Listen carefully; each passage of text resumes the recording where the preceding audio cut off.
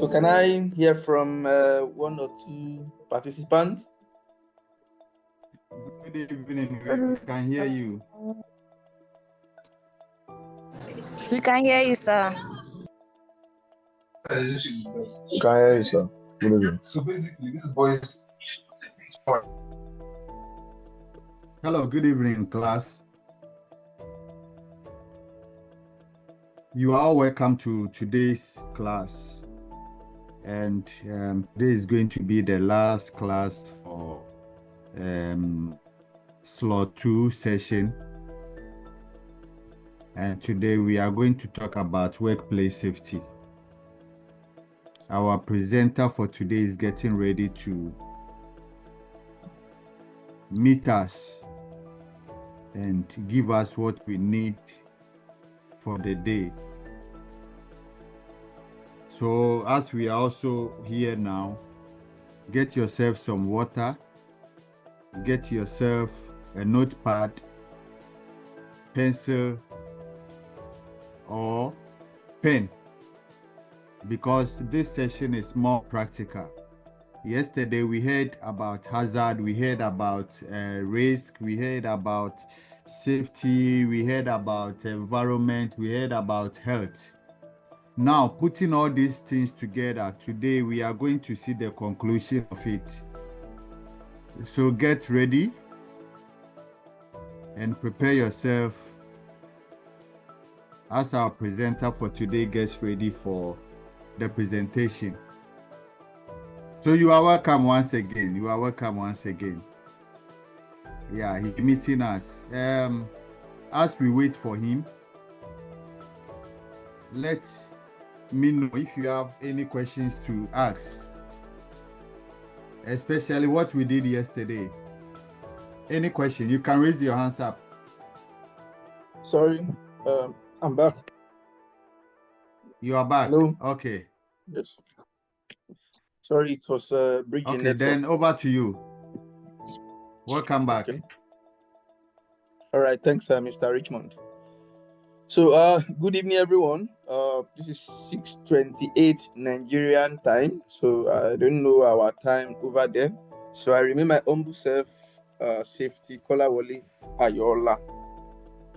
So for today's topic, kindly confirm you can see what I'm projecting from here. Yeah, it's clear. Okay, we can see from our side, right? Yeah, we can hear you and we can see the screen as well. Okay. So today, I'll be taking us on course 108. And the course 108 talks about the workplace health and safety itself. I remember the last time we met, I spoke about the personal protective equipment. But today, we take another dimension to talk about workplace health and safety. It's more or less of what we have been talking about all this while. So, but we need to pay attention to some terms and definitions just for our own reference and for our benefits.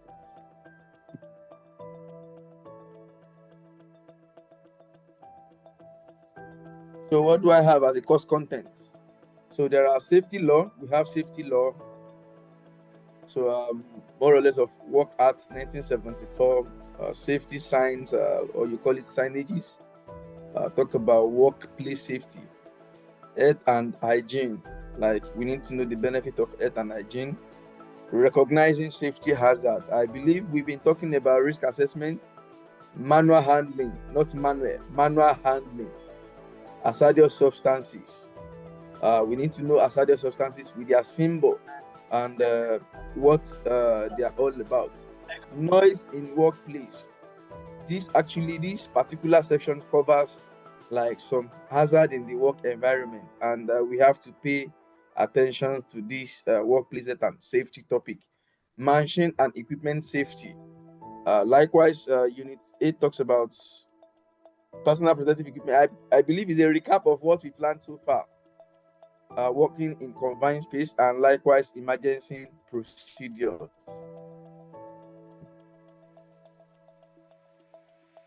So, in summary, this particular course is all about introducing us to general safety requirements.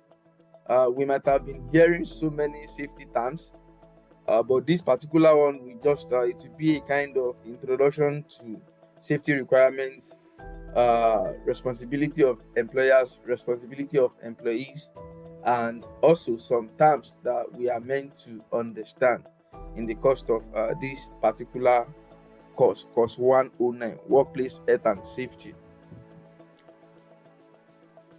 So Health and Safety Work Act 1974. If we go further and we try to Google search or to read about 1974 Act, what does it talk about? It talks about the safety at work, and it's all about the primary piece of legislation covering occupational health and safety in Great Britain.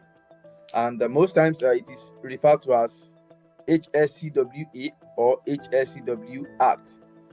Either you call it HSCWA or you call it HSCW Act. What you are talking about here, it is all about 1974 Act, Health and Safety at Work. So whenever you're talking about this act, most of these acts always talk about the obligations of the employers and also the obligations of the employees, like the duties of care for the employers and the duties of care for the employees. So this particular act set out some general duties for both employers and employees. Likewise, the employers and employees, they have certain responsibility to take. And also, it also talks about certain self-employed people. What is their responsibility towards themselves? I might be self-employed.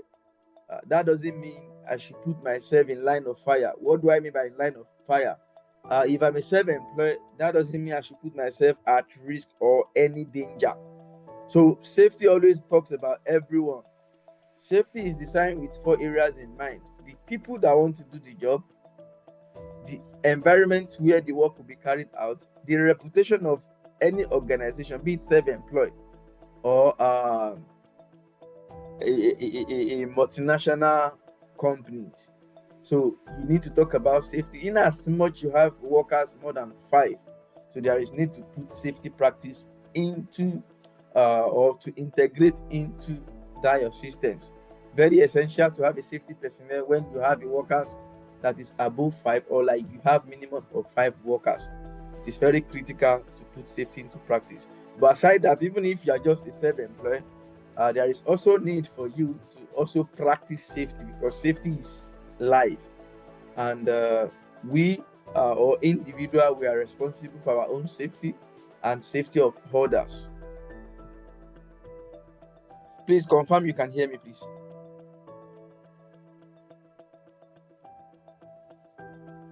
Yes, it's loud and clear.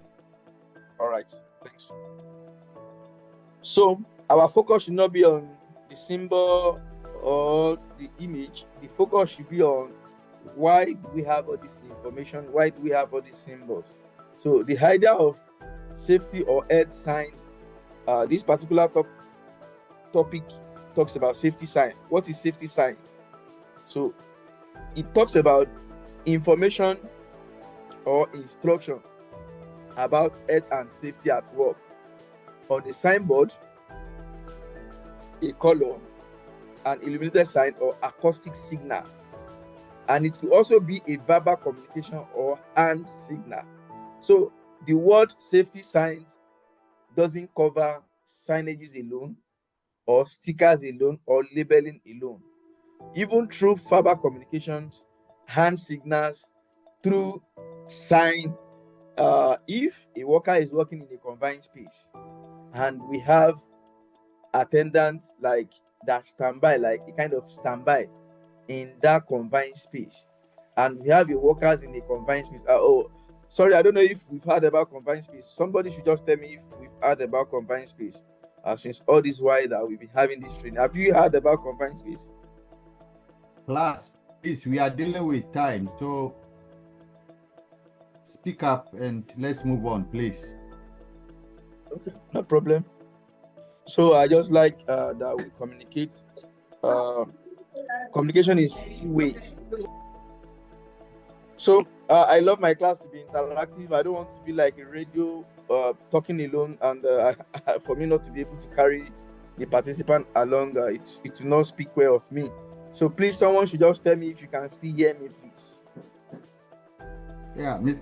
Yes, Kola, I we can can hear hear you. you. We can hear Yeah. you, sir. The We can hear you. issue here is yesterday we were made like yesterday we made them to write more on the chat instead of talking. That is why looks like they are quiet. But this is a new lecturer and he preferred to have more interaction with students. So please, when he asks question, just raise up your hand. We'll call you. Then you can answer the question to make the class very lovely and also orderly.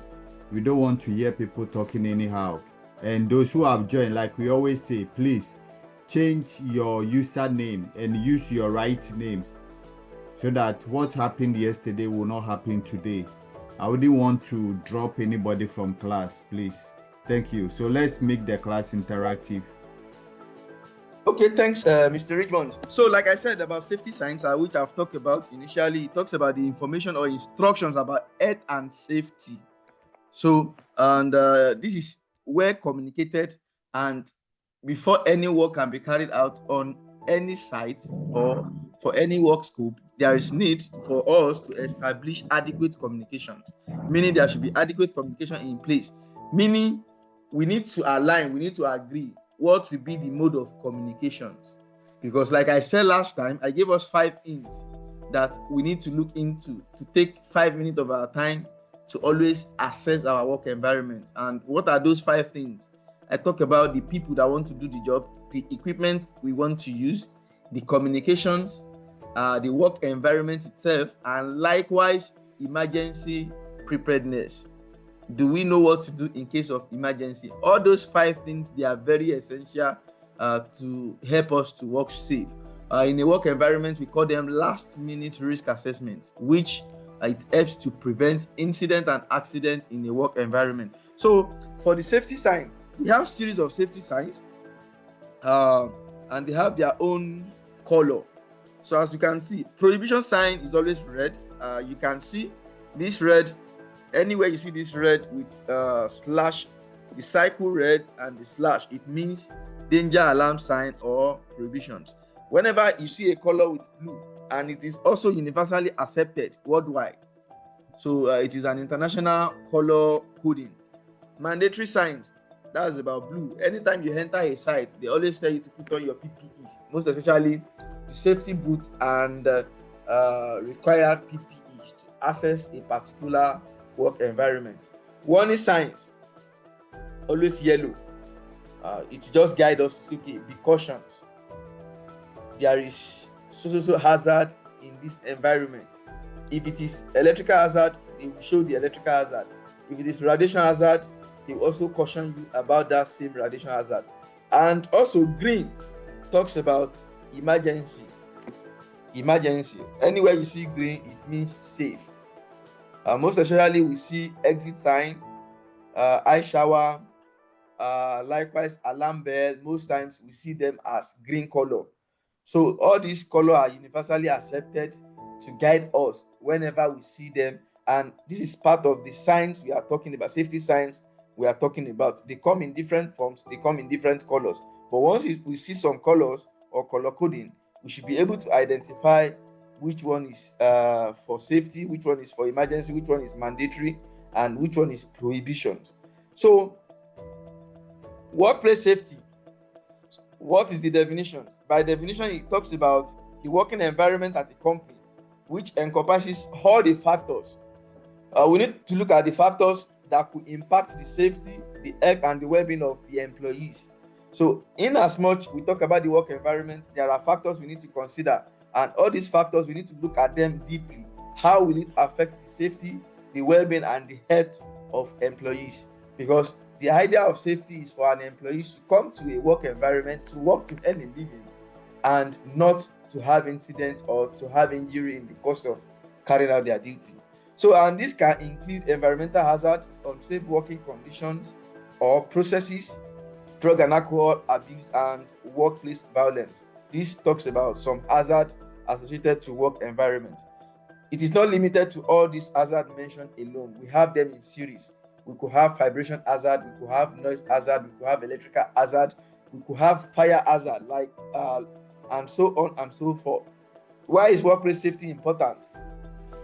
It is very essential to talk about workplace safety, not only because we want to protect the workers from injuries alone, and also it is very essential to know that we are preaching proactive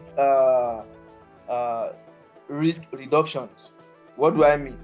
We need a lower injury illness cost in our work environment. We need to reduce absenteeism, meaning turnover. When there is a lot of incidents in a work environment, it talks more about the reputation of the company. But when we put a proper safety in place, definitely we can reduce this absenteeism and employees turnover. And in order to increase productivity and quality of an of an organization, there is need to talk about safety. And also to improve the morale of an employee, it is very essential that we put safety in place. Having a robust safety management systems will help to reduce incidents, to protect workers, to have lower injuries and illness, and also to reduce absenteeism and increase productivity and quality.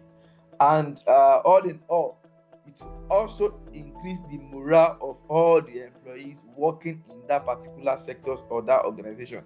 So in other words, we can simply say safety is good for business, safety for all. So when we have the idea of safety first, safety always, these days we are moving beyond safety first alone. Safety becomes the core value of every business.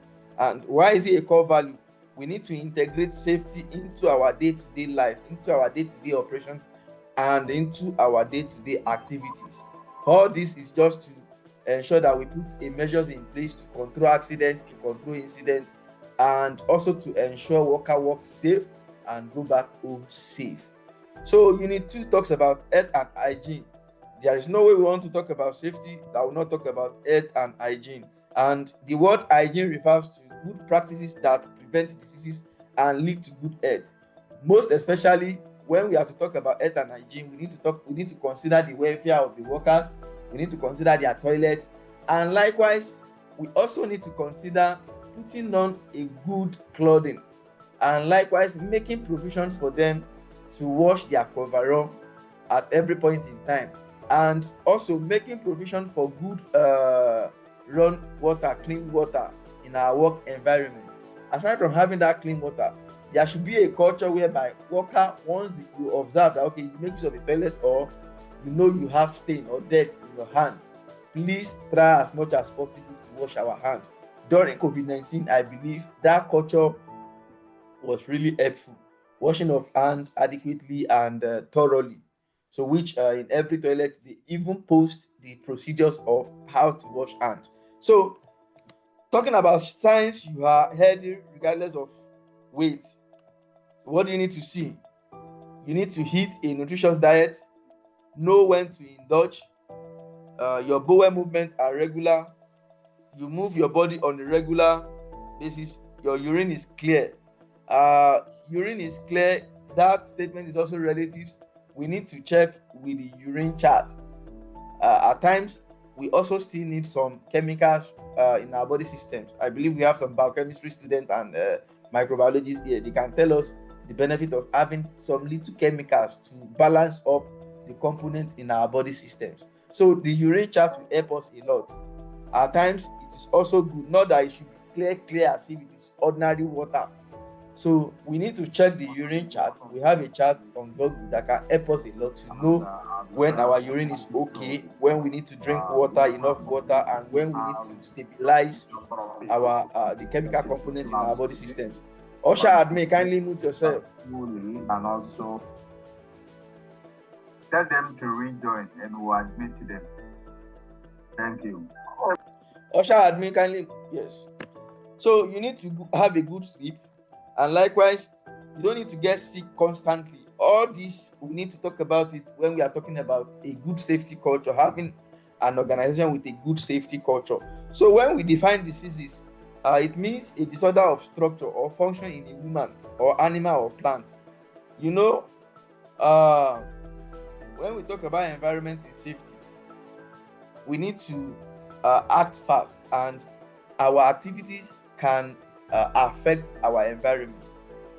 So we depend on the environment doesn't depend on us. So that is why we talk about global warming these days. We talk about acid rain, all these environmental factors, and we talk about how we can prevent ourselves from all these environmental factors, and what yourself and myself, what are the contributions or what are the things we are meant to do to ensure that we have a good and a stabilized environment that will not affect our health. So it is very essential that, okay, whatever activities we are to imbibe in doesn't affect the environment. And we have so many environmental laws, so many ministries that talk about the environment, so many legislations that talk about prevention of environmental preventions, and likewise waste management. All this also matters a lot. In order to prevent diseases, we have to really deep down into environment, and we really need to talk about safety adequately so that we can prevent diseases in our environment. Talking about environment, most times I always refer to environment as immediate environment, where I find myself at every point in time. When I'm in the office becomes my immediate environment. When I'm at home, that house or my home becomes my immediate environment. So anytime we are sick, it always talk about the disorder or structure or function in human, animals, and plants, especially one that produces specific symptoms or that affect a specific location, and it's not simply a direct result of physical injury. So this could be related to like illness, so not really an accident. This is talking about diseases, because there will be a kind of structure disorder of structure or malfunctions in our systems. So I'm talking about hygiene. The hygiene talks about conditions or practices that is conducive for us to maintain health and prevent the prevention of diseases, especially through cleanliness. I made mention of making provisions for adequate toilet or restroom in our work environment, making provisions for washing machine to wash workers' coverall, and also on our own to imbibe a culture of cleaning, regular cleaning, washing of hands, cutting of our fingernails, looking after one another, and be our brother's keeper. This goes a long way. So what are the precautions that we need to check? So the minimum precaution for infection preventions, they are listed below, which I said earlier that we practice during COVID-19 and Ebola. So hand hygiene, regular washing of hands, using a personal protective equipment. Respiratory hygiene, when you are coughing, there should be a coughing etiquette that they teach us during COVID-19 by using your elbow, so that when you are trying to shake your colleagues or your partners, you are not transferring whatever diseases you have in your system. Sharp safety, engineering and work practices control. Safe injection practices, when we go to hospitals, there are places where they put their sharp objects. And also it is always good when we feel we are not feeling too well. Instead of us taking self-medications, it is very essential to go to the hospital for them to do a proper test to know if we are having malaria, typhoid, or whatever disease we are having. So sterilize all equipment. Like if you know you are sharing equipment in the work environment, there are some equipment that you need to share, and if such equipment you have to sterilize them, it is very essential that we sterilize those equipment. Even our table these days, you spray with some spirit methylated wipes, and you wipe off that table just to have a good hygiene in our work environment. Clean and disinfect environmental surfaces like the table, like as I mentioned earlier. So we've talked about recognizing safety hazards in our first slide, but okay, let me just elaborate more on this. So most of what we saw in this picture now, they are more of hazardous substances. So you can see dangerous, you can see flammable, unflammable, you can see combustible, oxidizer, So they are always categorized based on there is what we call GHS.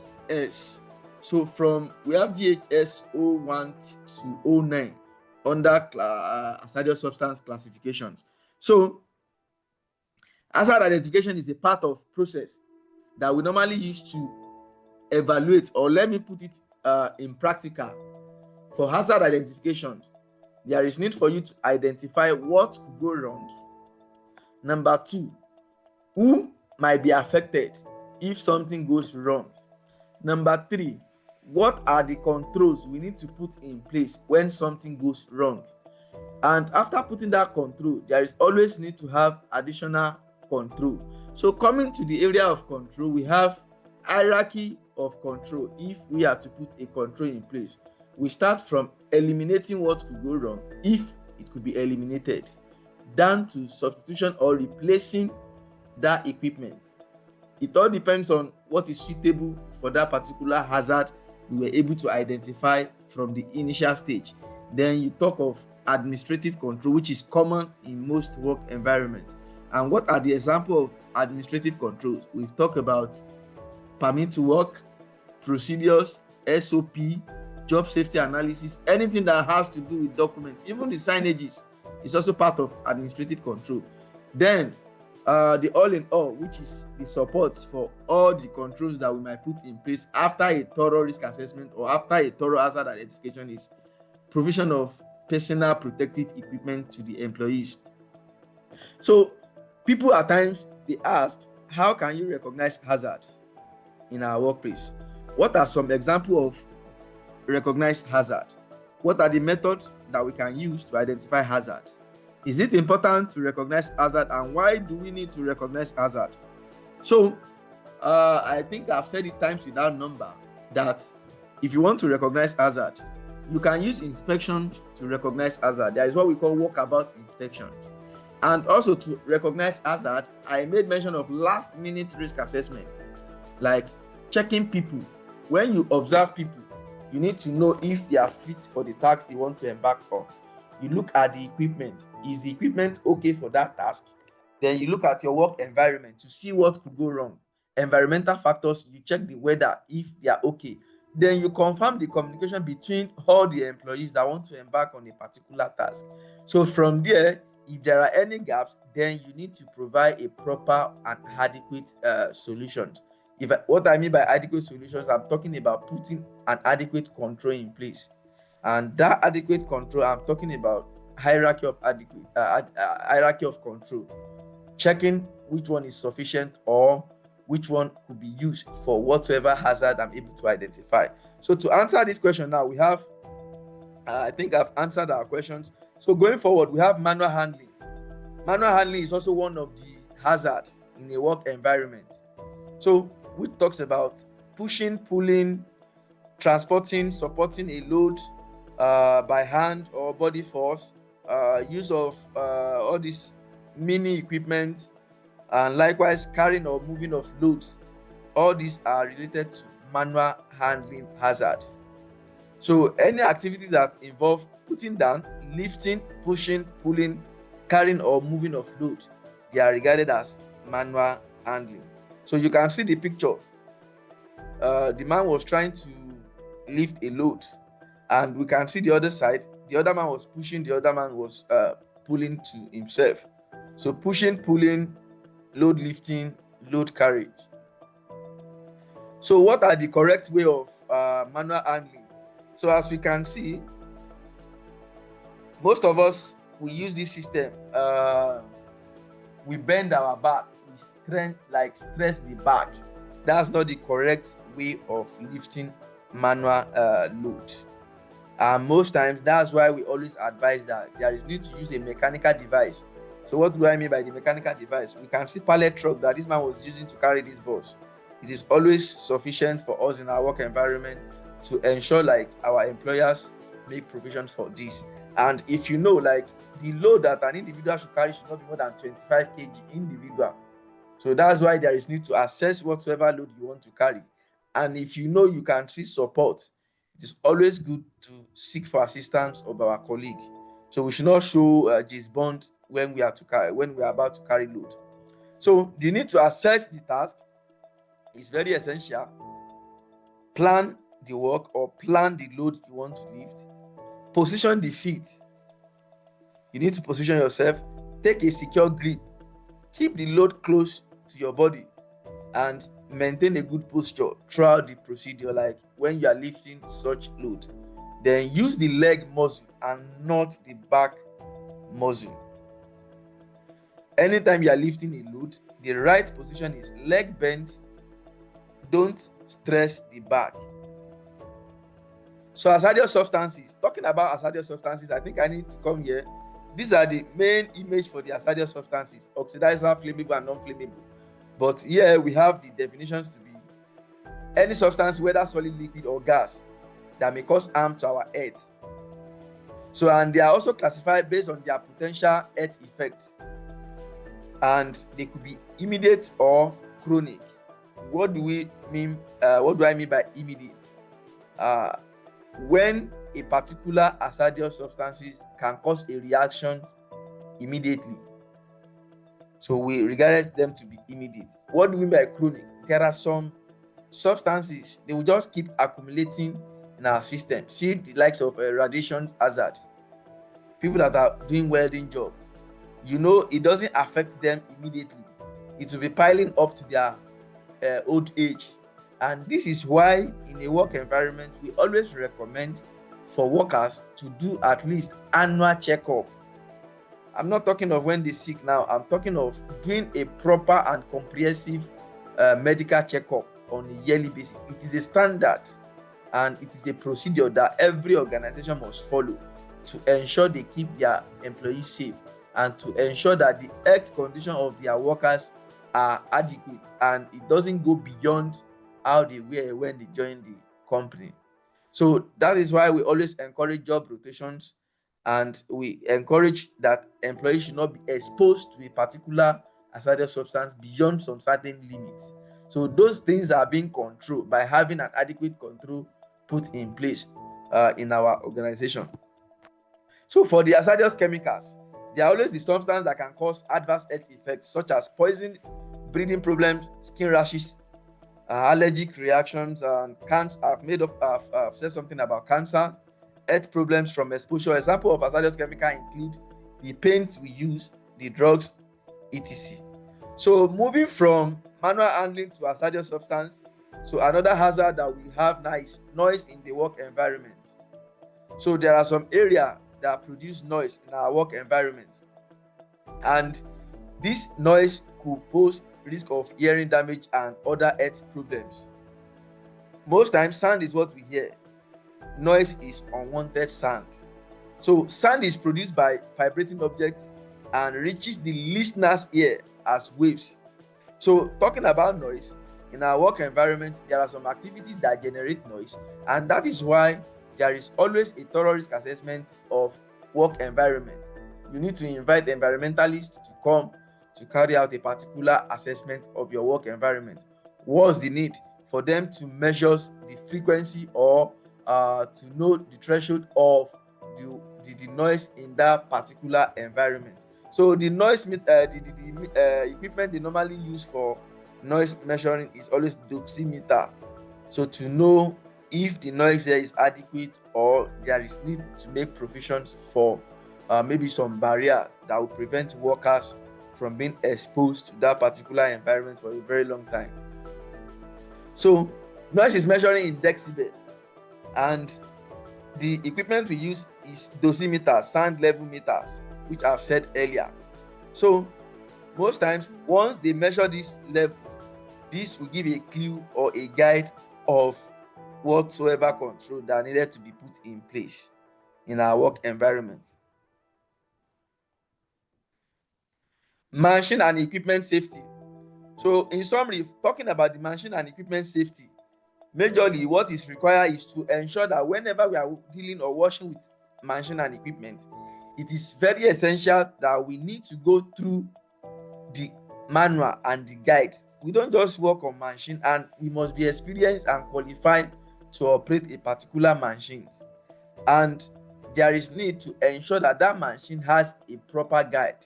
And having a guide means we've already put a kind of engineering control in place to prevent any unwanted injury or unwanted incident. So, by the definition of machine, it could be a mechanical, it could be electrical, like our drilling machines. They are more or less of electrical. We could have electronic device designed and used to perform some functions in our work environment. So machine has different form. They can come in different form. So we can say, okay, even our fan is like more of electrical, and it has a rotating blade inside it. It's also a machine. It's the tools that we use both in our work environment or in our individual homes. So machines are of different types. We can have simple machine engines, electrical machines, electronic machines, computing machines, like, and so on and so forth. We have equipment such as tools, military equipment, the guns, the bomb itself, medical equipment, sport equipment, heavy duty machine. We also have heavy duty machine, which are caterpillars, bulldozers, excavators. They are also equipment, and all these we need to operate them adequately, and it must be operated by a trained, or let me use the word competent personnel. You can be trained and you might not be competent. So the word competent means you have the knowledge. The word competent means you have been trained. The word competent means you have the skill to operate a particular tools. So competence and training, they goes hand in hand. So, but for competence, you must have the skill, the knowledge, the ability to operate a particular tools or to carry out a particular task. You must be trained and you must have experience of that particular equipment you want to operate. So machine and equipment hazard. So what are the hazards associated with machine and equipment? So at every point in time when you're about to operate a machine, like I said, you must have a license and like you must have a skills to operate that particular machine. So components that transit energy when you are operating a machine, we have pulleys, belts. For example, our car, there is belt, there is chain, and there is another word called flywheels, couplings, or any other moving parts that always come with machine. Like see our fan, it has a rotating blade inside, and you can see in the olden days, I'm not sure what we have in the fan. The holes are always wide, but okay, people review the hazard of that particular fan. Then the fans we have these days, they come with a tiny hole that even a day-old baby cannot dip his hand inside that fan. So left alone 2 years, 3 years baby. It is part of the assessment they carried out to limit or to minimize the impact of the hazard that a particular rotating fan cause in individual homes. So the same thing is applicable to our work equipment and the machineries we have in our work environment. So the belts, the chains, the gears, they are just the components that might come with a particular machine, and there is need to provide a proper guide for all those components identified. So it is very essential we note this, and it is also essential that most times we learn when we see them in a practical life. We may not really understand fully in the course of this training, but on our own, if we check YouTube, we check what machine is all about, we check their rotating parts, definitely we'll be able to understand the component of each machinery and how do we protect ourselves from endangering ourselves to these particular tools. So machine guard, I've talked about the guard. So it's just a way of putting an engineering control in place to separate the people from the hazard, meaning the method put in place to separate all the rotating objects, either pulleys, either belts, from having a contact with operator, or what do I mean by the operator? The man or the woman operating such equipment, either the machines or any equipment that we know that okay, they are meant to be guided or to be protected. Isolation. Talking about isolation, we are talking about LOTO, a procedure that occurs lock out, tag out. And this lotto majorly we normally apply them during repair or maintenance activities. So there is a card called lotto card, and those are the things. Let me come down to power energy sectors. If they want to repair or carry out a maintenance, our NEPA, if you are from Nigeria, you've heard the word NEPA, electricity distribution companies. If they want to do a maintenance in any of their feeder, there is need to apply this lotto, meaning nobody should operate that equipment until they are done with their maintenance or with their repairs. The same thing is applicable to our machineries or our equipment. So any equipment that has an energy source, there is need to apply this lotto, a lotto card, and there are procedures to follow before applying that lotto card, because we need to engage all the workforce and we need to communicate the hazard involved while operating a particular machine, and we need to communicate why we have to apply this lotto for every workforce, so that we'll be on the same page. And when you are applying a lotto, there is always a padlock to padlock those energy source, so that nobody carry out operations or any activities on that equipment until the maintenance or the repairs is fully completed. So that's the idea of lotto. The purpose is just to protect the employees from machines and equipment, accidental operations of such machine and equipment, so that nobody owns such equipment, or maybe such equipment will not just start up in the process of carrying out the maintenance or repair of such machineries. Personal protective equipment, I believe we deep down last week on this aspect. So which I said it talks about talking from hard hat down to safety goggle, safety shoes, reflective vests. For mariners, we talk about life jackets or life vests. So it's just personal to an individual. Personal equipment is not what we share. Personal equipment is only meant for individual. So, but there are some personal equipment that two people can actually share. Like I think if I'm to talk of people working at height, but majorly PPE is always personal to an individual. So the common ones is hard hat. From the hard hat, we have earplugs, gloves, eye goggles, surgical face masks, and so on. Body harness is also one of them. So I made mention of a confined space earlier. So what do we regard it as confined space? In simple definition, confined space is always an area considered to be partially or substantially enclosed. It is not an area where you can just move in. For example, we have silo, our water tank. They are basic confined space, because you can't just enter such environment with your full body.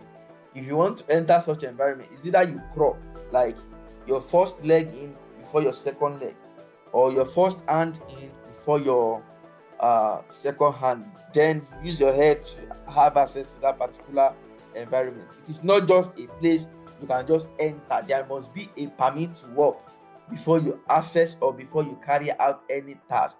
Please take note, there are some courses that you need to know when it comes to safety. Confined space, there are critical activities, you need to take note of that. Hot work, they are also a critical activities, you need to take note. High risk, we regarded them as high risk tasks. Working at height is also part of high risk tasks. Dealing with hazardous substances, they are also regarded as high risk tasks. So this particular confined space now, you don't just have access to this confined space without having a proper permit to work. And activities in a confined space, it is not always a routine activities. It is a routine that is guided by procedures. It is a routine that every measures must put in place to prevent incidents while working in that particular environment. So there are three characteristics of confined space. What are those three characteristics? They have a limited openings for entry and exit. Like I said earlier, you need to twist, you need to bend, you need to wind before you can have access to that particular space. The space is not intended or is not meant for continual occupancy. It is just a space where it's meant for you to carry out a maintenance, a repair. It is not permanent space for you to stay. These three key points are very essential. These three characteristics are very essential. Number one, they always have a limited openings. That's the first characteristics that you need to know when you are talking about a confined space. What do I mean by that? If you see human being, what are the characteristics of human being? Let's say man. Number one, you know that person must have head with two eyes, even if the other eye is blind, maybe it's impaired. But it is very essential to have two eyes, nose, mouth, ears. Then you come down, two hands, legs. That's the characteristic of human being before you can call human being human being. So I'm just making a generic name for human being. I'm not talking of those that are impaired. But before you say someone is human being, you know all these characteristics and all these functions are common in them. So for confined space too, they need to have a limited openings for entry and exit. The space will not be meant for permanent occupancy. It is always temporary activities that we need to carry out in a confined space. And likewise, the space is larger enough for you to enter and conduct your task, to carry out your operations. And most times the places are always toxic. So those are the characteristics of a confined space. So emergency procedures. The summary for emergency procedures is to have an adequate plan. What to do when something goes wrong. People call it contingency plan or plan B. The fact that we have all the controls in place in our work environment doesn't stop incident from happening. So when incident happen, what are the controls that we put in place? Emergency plan. What are the emergency plans that we have? There are always emergency plans. Emergency plans are always targeted towards specific tasks we are about to embark on. When we are working at height, like working at height means maybe we are working on top of the roof. If somebody fall, hello, please, Dorcas, try to mute. So when we are working at height, working on top of the roof, when something happens, there are emergency procedures to tackle. So when we are working at height, there are emergency procedures for that if anything goes wrong. When we are working in a confined space, there are emergency procedures that we need to put into place. But majorly in our work environment, the emergency procedure that is common is fire. Those are the emergency procedures that most organizations have. Whereas there is need to have emergency procedure as per risk assessment and as per operations that we embark on. But we can't just draft an emergency procedures without carrying out a dynamic and adequate risk assessment of our facility or of our activities and operations. So having called 911, this is a generic number. So the calling has to be streamlined down to the local environment where your operations are being taking place. So it is not in it is not in order to say, okay, 911. It is not a standard. Maybe UK use 911, but Nigerian we have NEMA that controls the emergency. So we might streamline the emergency contact to that particular local number. So we need to consider the local number to call during emergency. So and we need to know how to safely operate a fire extinguisher. That's for fire incidents. So, but for every emergency, there are always a specific task assessment to know what are the procedures we are meant to put in place. So, but this is actually streamlined down to fire. So, for fire emergency, there is need for you to know your evacuation route and also building and evacuation procedures. In case of fire, what do you need to do? You need to raise alarm, you need to evacuate the building, and also don't wait to pick your phones or your iPhone 15. You need to move down to the assembly point or muster point. And after that, we do a kind of head count to know who is in the building, who is trapped in fire. Then you need to call a fire brigade to come and extinguish whatsoever the fire might be. Though we always have a trained personnel within an organization if we have a big organization. But there is always need after assessment to always make sure that the employer make provisions for adequate portable fire extinguishers in every facility. This is just minimum requirement to ensure that they make provisions for portable fire extinguishers. So on this junction, I think I've been able to make justice to workplace health and safety. So the line is open. Thanks for your time, thanks for your audience, and thanks for your decorum.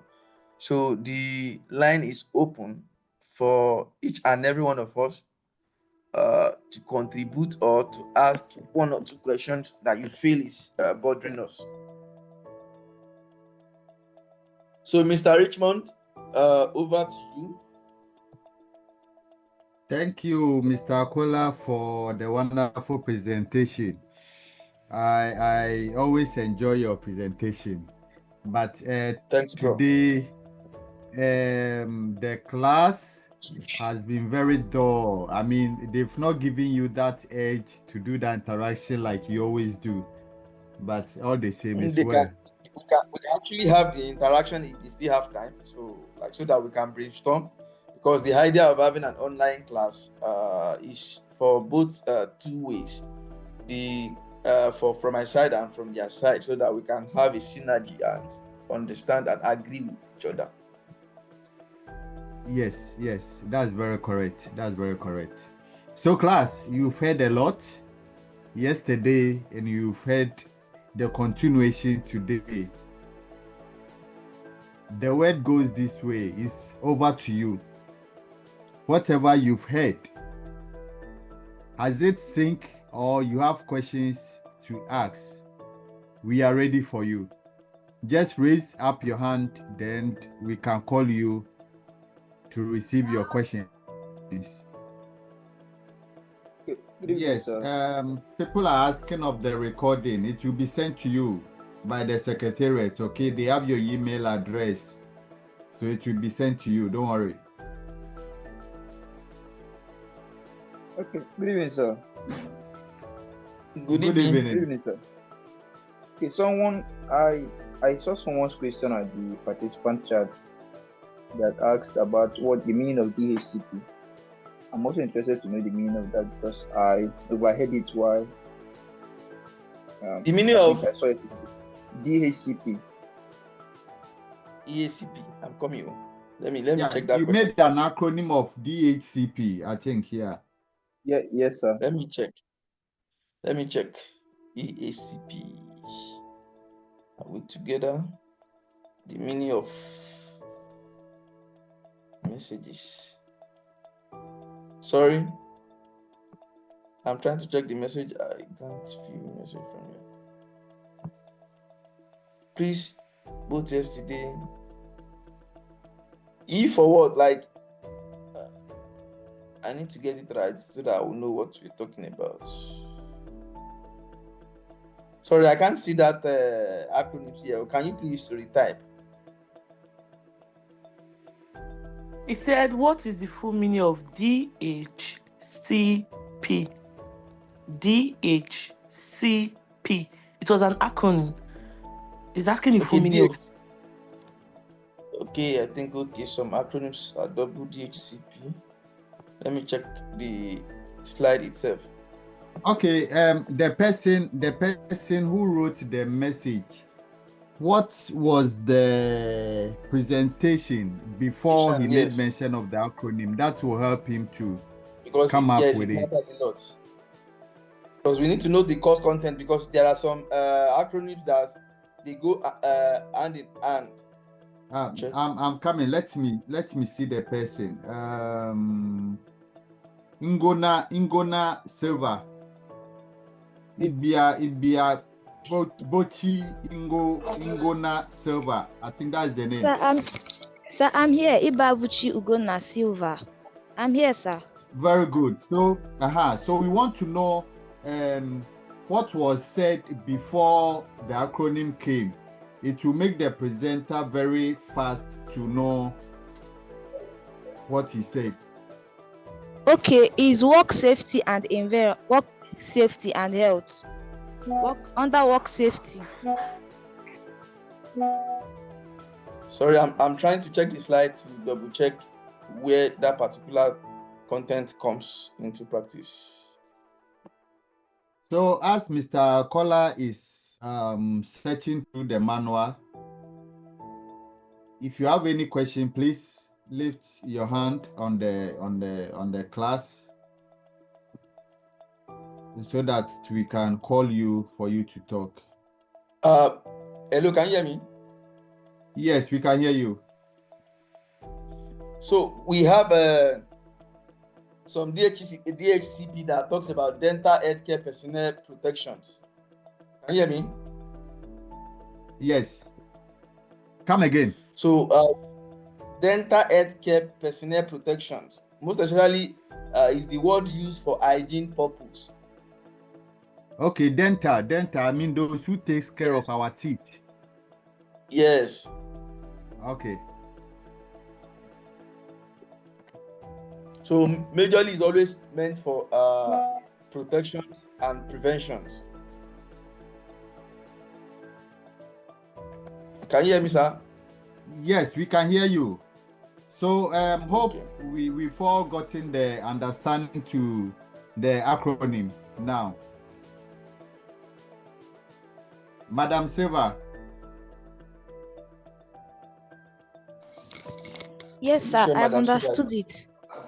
Okay, Yes, so I'm have you here. been I'm able to here. write it down? Yes, I've written it down. Okay, thank you. Sir, please, I have another question. Okay, yeah. Please ask. Under signboard, there is one acronym that is also there. HASAWA. I want to know the full meaning too. Health Safety, HS, Health Safety Workplace Act. That's, we talk about the act. HSWA or HSW Act. Okay. Are we together? Okay. Yes, sir. Health you, and sir.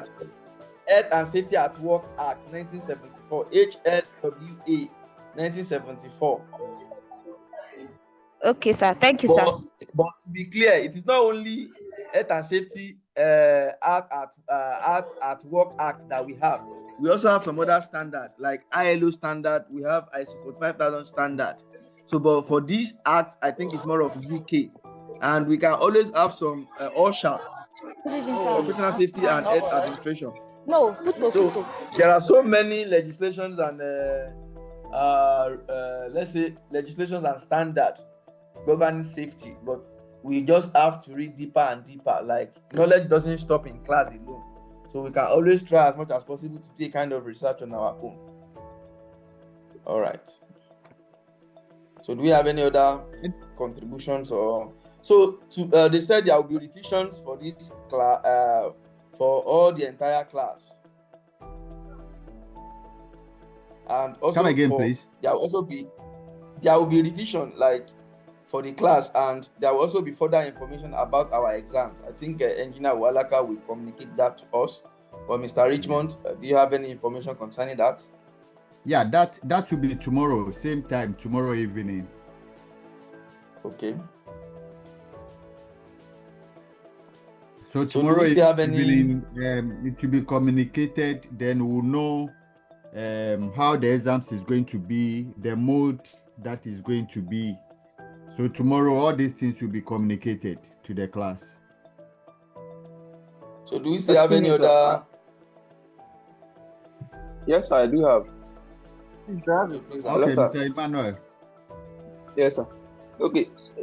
According to the information sent to us, I thought they said the exam would be from August 9th to 10th. Yeah. Hello. You said according to the message sent to a message sent to me. Yeah. The exam was said to be from August to be written from August 9th to August 10th. Okay, no Yes, problem. 24 No hours. problem. Secretariat are saying that tomorrow is going to be a talk on how the exams is going to be. So take it as it is. Okay. Thank you. Okay, sir. Okay. Thank you, sir. Okay, So please, do so we have? any further, if we don't have any further questions to ask, I have a question. or then, I have a question. okay, let's hear you. All right, sir. Good evening, everyone. I mentioned in the chat that only courses 101 and 109 they are sent to me via WhatsApp. How can I get the rest of the materials like 108 that was introduced? The 108 was shown to you as, how do you call it? As a warm-up stage. As a warm-up stage, because the speaker for today was just preparing to come up. So Secretariat just played his one of his presentation, that is the 108, to warm you up. But that is not the real message for today. The real message for today is 109. So you have been given 101 and 109. That is the course you are doing. Yes, the 108 was just a warm-up for today's class. If only you don't have 101 and you don't have 109, then you can ask for it and it will be sent to you. But if you have that one, then that is all you need. Thank you. Okay, if we don't have any more questions, then we'll meet tomorrow same time on same link as we discuss about the exams. And note, the exams will be based on the manual given to you, not on the lectures. The lectures is just to open your IQ on the manual. It's just an additional stuff for you to really understand what the manual is about. So study your manual, make sure you absorb it very well so that you don't fail the exams, because when you fail the exams, you pay for rewriting. So study hard so that you don't fail the exams. Pass mark is 85%. So take note and study hard. This is just the prelims for tomorrow. Mr. Kola, anything for us? Okay, from my own side, I only said, okay, if since the room is open for now, so that we can ask our question if we still have time, so that if there is any area we feel we don't understand, even before tomorrow, we can deep into the matter, maybe like 3-4 minutes. But if we don't have, I can only tell us to wish us best of luck in our exams, because I may not be part of the revision class.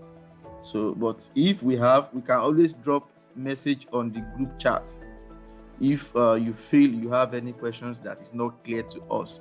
So we have so many professionals on that group that will always attend to our queries or whatsoever we need clarifications on.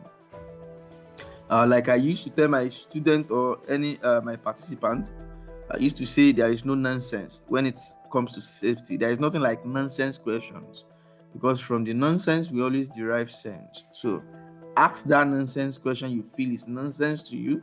Let's derive sense from the nonsense. Do you get my point? Correct. Very correct. It's very correct. In every area where there is nonsense, at least there is something little to be learned out of the nonsense. So it's very correct. Mr. Yes. Jeffster, your hands is up. Unmute yourself and speak if you are here. Yeah, I can see you. I've sent you a message to unmute yourself. So unmute yourself and speak. Or you are not ready. Okay. I think it's not ready. Please, can I get the group chat link? Which group chat link are you talking about? Are you not on the second phase WhatsApp group? Are you not part? Unmute yourself and talk. Entry Nana Kwame. No, sir, please. I'm not Okay. part. You are not part of the second phase. Yes, sir. I'm But- only part of the general group.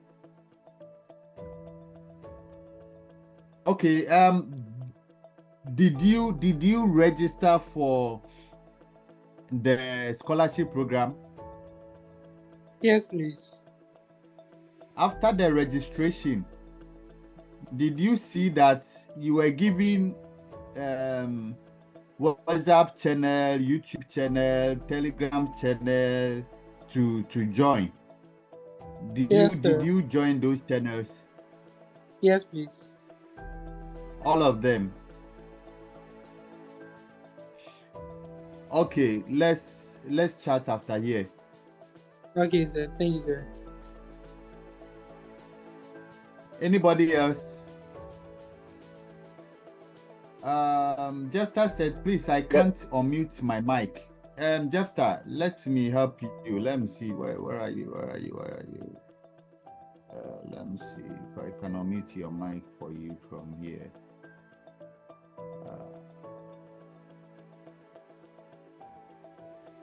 I cannot unmute from here. I can only ask you to unmute. So try it again. Or better still, you can write your question here.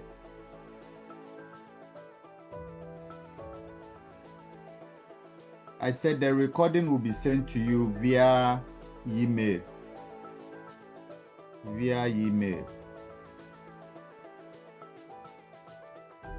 And also the slides for today's presentation. Yesterday, it wasn't a different slides. It was the book that the lecturer went through it with you. But today, there's a different slide. So that slide will be sent to you via your email address by Secretariat.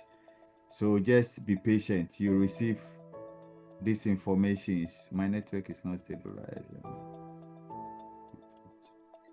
Sorry, so I have an yeah, Emmanuel. Hello, sir. Yes, sir. Okay, why Sir KOLAWOLE was speaking, he said that we can always ask questions on the group chat, but I think the group chat is locked. Like, yes. Yeah, I can so hear I think you. the You group know, chat, the group chat is logged because we are giving announcements and we want the announcement to follow. You understand? So if you can see, for myself, I've never posted on the group chat. Although I'm admin, I can see a lot of things, but I don't post because our chairman is the one who normally does the announcement, do the post. We discuss at management level, then he comes in and do the posting. Okay, so you don't have many people doing the posting at a time, so that the students can really follow what is going on. If everybody is posting, at the end of the day, it becomes too many, and other people don't have the time to be reading everybody's stuff. You get it? So we want discipline. That is why it's low. But at a point in time, once we are done with all the exams, the chat will be open for maybe 6 or 24 hours for you to come in with your input, how you saw the class, how you saw the exams, and all these things. Okay, and after the 24 hours, it will be logged up again to continue with the important announcements that will be shared to you so that you can follow. So that is why the group chat is logged up. Yeah, better still, if you want, if you have any concerns you want to raise, you know, when you go to the membership, you can see that the admins are there. You can pick any of the admins and ask your questions. Yeah, like myself, doctor, engineer, the OSHA administrators. Yeah, you can pick any of us and ask any question that you want, and your question will be addressed on WhatsApp. Yeah, so you can directly talk to us on WhatsApp. Okay. Okay, sir. Thank you so much, sir. So thank you. So for the exams, please be patient. The most important thing is for you to study your manual. Study your manual. That is the most important thing. Yeah, and we'll meet tomorrow evening for the discussions.